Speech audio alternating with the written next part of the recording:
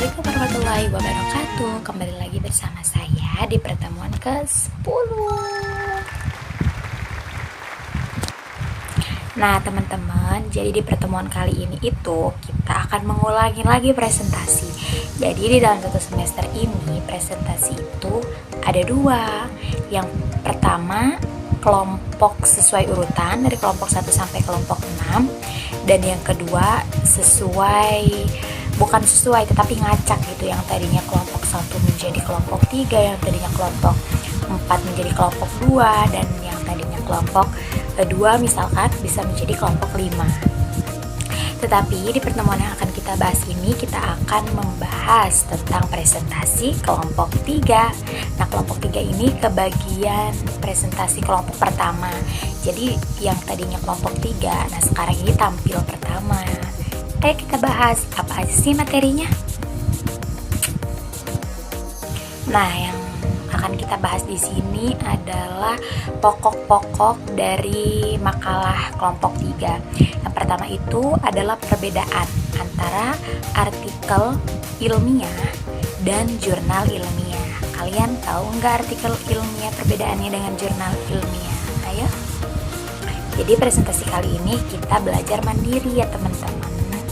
Belajar mandiri di kelas, diskusi dengan sangat sehat gitu, seperti biasa, tetapi tidak ada dosen yang mendampingi.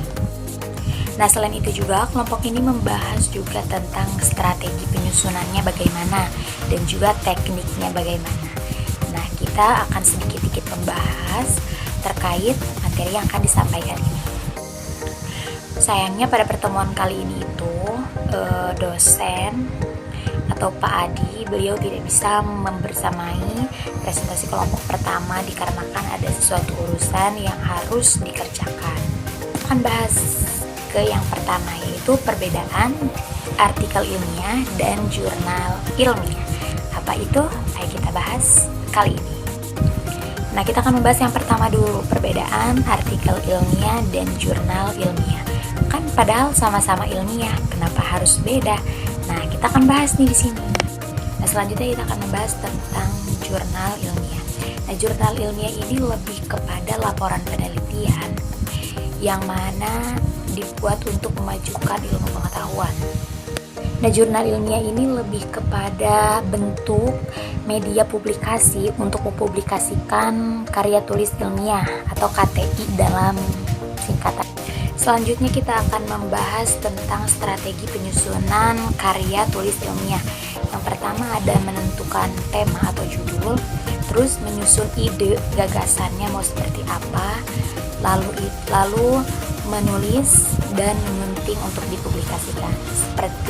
Sama seperti pertemuan sebelumnya yang kita bahas di pertemuan 9 itu, bahwa ketika kita akan mengekspos sebuah karya tulis ilmiah, kita harus yang pertama penyusunan ya yang sudah dibahas.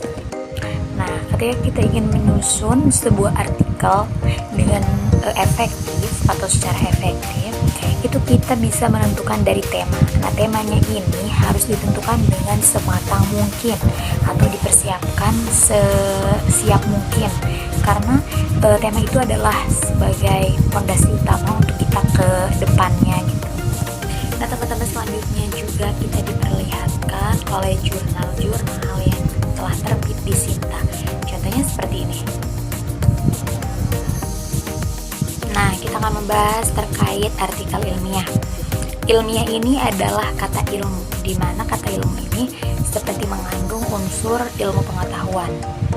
Nah artikel ini adalah suatu karangan atau yang mempunyai arti tertentu. Untuk apa? Untuk dipublikasikan di majalah, di koran, di jurnal, dan lain sebagainya. Dan tujuannya itu untuk menyampaikan gagasan. Mungkin cukup sekian apa yang saya sampaikan, dan ini adalah yang saya pahami di presentasi kelompok 3.